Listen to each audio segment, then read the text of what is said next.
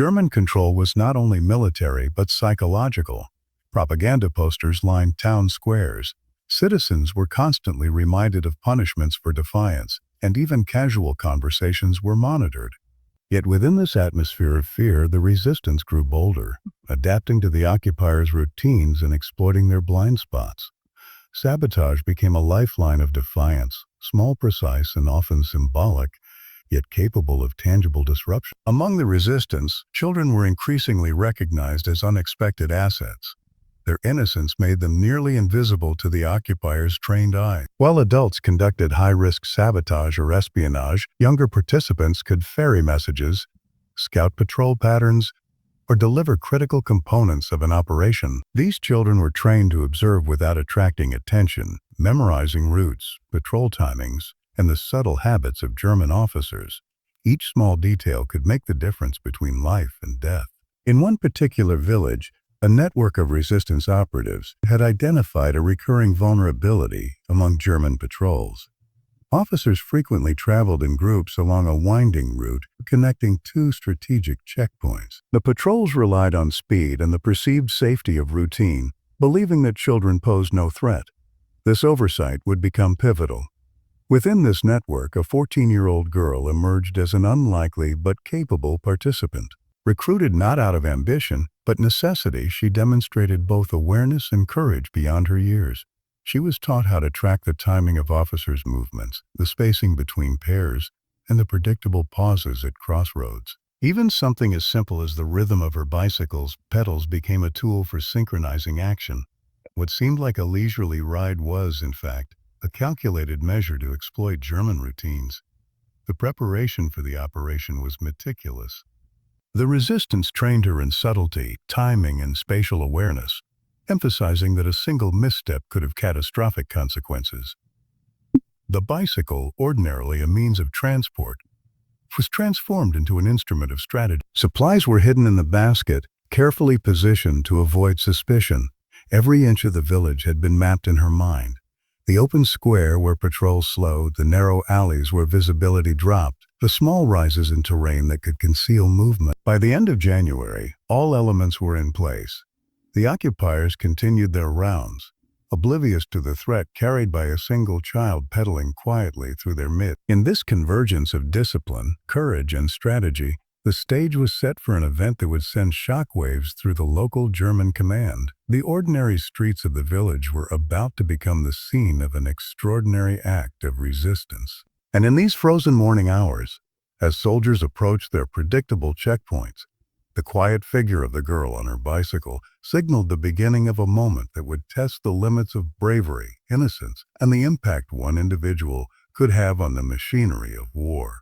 At 14, she was not trained for combat, nor did she grasp the full weight of what her actions could unleash. Yet the human element, courage intertwined with fear, was central to her role. Each pedal stroke carried the tension of a soldier's march, the anticipation of patrol movements, and the personal awareness that one wrong glance could be fatal. The psychological pressure was immense. Children in occupied territories were forced to reconcile innocence with extraordinary responsibility. Historical reports from Belgian resistance networks describe how young participants often faced insomnia, stomach sickness, and constant anxiety. Their bravery was not born of heroism but of survival, the need to protect family, community, and the fragile hope of liberation. Even the villagers who observed her daily sensed the quiet transformation. In the eyes of neighbors, she was a typical adolescent. Yet beneath the familiar coat and basket lay the determination to execute a plan that adults might have hesitated to attempt. The human angle is therefore not only about fear and courage, but about the moral paradox of childhood in war. How innocence could coexist with lethal purpose. From a tactical standpoint, the operation exploited the Germans' over-reliance on routine. Military manuals of the era emphasized the predictability of patrolling units for internal discipline and rapid communication. The resistance observed these patterns and identified weaknesses. Officers traveled in pairs. Visibility was reduced at certain points along village roads, and local terrain could provide temporary cover. A bicycle, seemingly innocuous, offered mobility, speed, and concealment. The timing was critical. If the girl arrived too early or too late, the operation would fail. The patrols were precise. Resistance planners calculated distances, speeds, and reaction times. Even environmental factors, frost on the cobblestones, early morning fog, the angle of sunlight were considered a degree. Each pedal rotation became a measure of tactical precision. The success of the sabotage hinged not on brute force, but on exploiting enemy complacency and turning routine into vulnerability. Though simple, the bicycle functioned as a technological multiplier in this context. Unlike firearms or explosives, it was ordinary, ubiquitous, and overlooked, a civilian object with strategic potential. German patrols relied on heavier vehicles, motorcycles, and standard infantry formations, assuming that threats would come from similar means. The resistance, however, adapted their understanding of technology to what was available, mapping patrol routes, calculating line of sight, and using terrain as an advantage. Additionally, the materials hidden in the bicycle basket, likely improvised explosives or signaling devices, highlight the ingenuity required under occupation. Historical resistance records document the frequent use of everyday items, from milk cans to bicycles, transformed into delivery systems for sabotage. The contrast between German mechanized routines and the simplicity of civilian tools underscored how innovation in adversity could level the playing field. In combination, the human, tactical, and technological angles reveal a story that is both intimate and strategic. One child with ordinary tools, operating within an occupied village, could disrupt the operations of a disciplined military force. Her actions were grounded not in fantasy, but in observation, timing, and calculated risk, the hallmarks of resistance across Europe. The operation, however, was not only about preparation, it was also about leadership, the enemy's blind spots, and the moral weight of a child participating in lethal acts. These aspects provide the next layer of analysis that resistance operations, even small-scale, were never spontaneous. Leadership played a decisive role, guiding untrained civilians through high-risk tasks. In this village, the resistance cell was composed of adults who had survived arrests, interrogations, and patrol crackdowns. They understood the stakes. One misstep could cost lives. The girls' participation was not casual, it was carefully directed. Leaders mapped German routines, explained objectives, and rehearsed contingencies. She was entrusted with timing, positioning, and the use of her bicycle as a tactical instrument. Historical accounts from Belgian and French resistance networks emphasize that leadership relied on observation, mentorship, and psychological assessment. A child's involvement demanded constant support and trust, balancing encouragement with rigorous oversight. These adults made calculated decisions about when to expose her to danger, understanding both her courage and her vulnerability. Through leadership, the operation became more than luck. It became a disciplined act of resistance. A flicker of recognition passed across his face, but it was too late. The resistance's planning accounted for human delay. By the time the officer reacted, the bicycle was already in position. The payload triggered. The blast was sudden yet contained, a concentrated shock that ripped through the patrol line. Shouts of confusion erupted, boots skidding across frost-slick stones. Smoke and dust mingled with the cold morning air, obscuring vision, amplifying chaos. Historical resistance accounts describe similar operations, small explosives, timed to maximize disruption, capable of incapacitating soldiers while minimizing structural damage to the village. The officers stumbled, some wounded, others disoriented. The girl maintained her composure, retreating along the mapped route, her bicycle carrying her quietly through alleys and behind walls where visibility dropped. Patrol dogs barked, soldiers shouted, but the calculated speed of her escape ensured she remained unseen. Every turn had been rehearsed, every potential obstacle accounted for. Local villagers, hidden in their homes, heard the commotion and understood the significance instantly. One explosion, executed by a child, had disrupted the occupiers' carefully maintained control. This was not random violence. It was a precision strike, a calculated act that leveraged intimate knowledge of terrain, timing, and enemy behavior. Within minutes, German reinforcements began to respond, rushing along streets and alleys with a mixture of alarm and disbelief. They encountered blocked roads, overturned carts, and other minor obstructions left by resistance cells. Amplifying the effect of the initial strike, officers regrouped, their routine shattered, morale shaken by the realization that an ordinary child had penetrated their defenses. Meanwhile, the girl reached the final checkpoint of her escape route, dismounting quietly behind a low stone wall. Her breath came in sharp, controlled bursts, her body tense with adrenaline. She had become a fleeting phantom in the occupiers' midst, an invisible participant in a deadly dance that would be recounted in whispered stories for months to come. The immediate aftermath of the operation left the German command scrambling. Casualties were accounted for, patrols were adjusted, and suspicion ran high. The disruption extended beyond the physical. Officers now had to reconsider the unpredictability of civilians, particularly the youth they had long dismissed as harmless. And as the fog of early morning lifted, the village resumed a tense calm. Streets remained quiet, yet an invisible tension lingered. The knowledge that one small, courageous act had temporarily rewritten the occupiers' understanding of control. The stage was set for the next phase, the German response, the ripple effects across the resistance network, and the long-term consequences of the girl's daring act. Within minutes of the explosion, the German command in the village scrambled into action. Officers, previously confident in their routines, now faced uncertainty. Orders were shouted in rapid German. Radios crackled with static as reinforcements were summoned from nearby checkpoints, and soldiers fanned out into the alleys and side streets with rifles raised.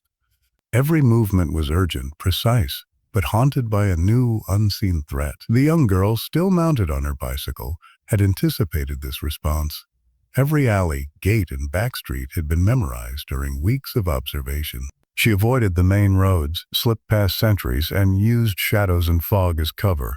Even small details, an overturned barrel, a wagon parked strategically, were prearranged by local resistance members to create confusion, slow the German pursuit, and channel movement into predictable paths. Reports later sent to regional command listed precise numbers. Between 20 and 30 officers affected, a significant disruption for a single patrol in a minor village. Casualties included both experienced veterans and younger recruits, all unprepared for such an unconventional attack. German reinforcements scoured streets, interrogating residents and inspecting every home. Windows were opened and shut, doors knocked, questions asked in clipped, demanding tones. Families huddled together, listening to the footsteps outside, hearts hammering. The occupiers, frustrated and alarmed, implemented stricter curfews and heightened checkpoint vigilance. Historical documents from occupied Belgium and France note that such reprisals were typical. Even minimal acts of resistance prompted immediate tightening of control as the Germans sought to reassert dominance and discourage civilian participation in sabotage. Within the village, the resistance celebrated the tactical success quietly. There was pride in the meticulous execution. Observation, planning, and timing had all been precise, yet there was also apprehension. Reprisals were inevitable, and every household feared what might come next. The girl, shielded by trusted members of the network, remained hidden, a symbol of both courage and vulnerability. Her actions demonstrated that even the youngest participants could influence outcomes dramatically, but at the cost of constant danger.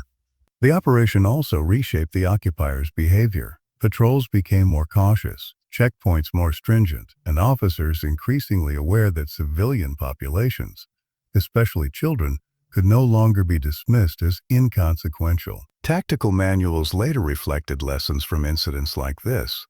Predictability was a liability, and every potential actor, regardless of age, required scrutiny.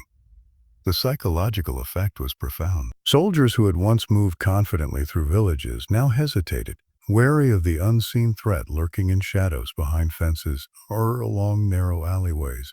For villagers, the aftermath was a mixture of fear and validation. Daily life continued under occupation, yet a subtle shift had occurred. Civilians recognized the power of observation, preparation, and collective effort. They understood that courage and intelligence could challenge the occupiers, even in the most constrained circumstances. Oral histories describe how stories of the young girl's daring ride spread quietly among families and neighbors, creating a cautious but resilient morale. By the end of the first day, the immediate tactical success had been measured. Officers incapacitated, patrol routines disrupted, and the resistance network validated. Yet the risk of German retaliation remained high. The operation had achieved more than physical disruption. It had sent a signal. Occupiers were no longer fully in control. The human element, unpredictable and resourceful, had proved capable of bending the strict machinery of occupation. And as night fell over the village, families closed shutters and whispered prayers. The girl remained unseen, her bicycle stored safely. The shockwaves of her actions would ripple outward, shaping not only German tactics but the strategic thinking of resistance networks throughout the region, setting the stage for longer-term consequences and broader operational shifts. In the days and weeks following the operation, the reverberations extended far beyond the village. German officers remained on edge, patrols were rerouted, and checkpoints were reinforced across neighboring towns. Reports sent to regional command emphasized the unusual nature of the attack. A civilian, a child, had directly caused disruption and casualties among trained officers. Commanders debated the implications, documenting the event as a cautionary example of underestimating local populations. Historical archives from Belgium note that similar incidents led to increased suspicion of children in occupied areas, and military orders were adjusted accordingly. For the resistance, the operation became a tactical case study. Lessons were analyzed: the importance of observation, timing, exploiting predictable enemy routines, and the potential role of unexpected participants. Youth involvement was no longer seen as merely supportive. It had proven decisive. Other cells adapted the method, using bicycles and similar ordinary objects to carry out targeted sabotage. While still rare, these actions demonstrated the operational value of ingenuity over brute force. Within the village, the young girl became a quiet legend. Oral histories recount her silhouette on the frost-covered streets, pedaling through mist and shadow, disappearing before discovery. To her community, she embodied both courage and the paradox of childhood and wartime, a figure simultaneously vulnerable and capable of extraordinary action. Her story spread cautiously, always tempered by fear of reprisals, but it inspired neighbors and resistance members alike. The German response, though swift, could not entirely erase the psychological impact. Officers were forced to reconsider assumptions about civilian roles and the predictability of their patrols. Local archives contain numerous reports of minor sabotage in the months following, often attributed to the heightened vigilance and caution imposed by lessons learned from this event. Even small disruptions, obstructed roads, signals, and improvised traps were now viewed through the lens of unpredictability, shifting operational planning. Historians later emphasized the broader significance. This operation was not an isolated act of bravery. It exemplified how ordinary individuals, including children, could exploit asymmetrical opportunities to influence wartime dynamics. The tactical success was measurable in casualties and disrupted routines, but its symbolic resonance was equally profound. It demonstrated that courage, intelligence, and careful planning could pierce even the most disciplined military structure. By the time spring arrived, the village had returned to a fragile rhythm of occupation, yet the memory of that January morning remained vivid. Officers adjusted routines permanently.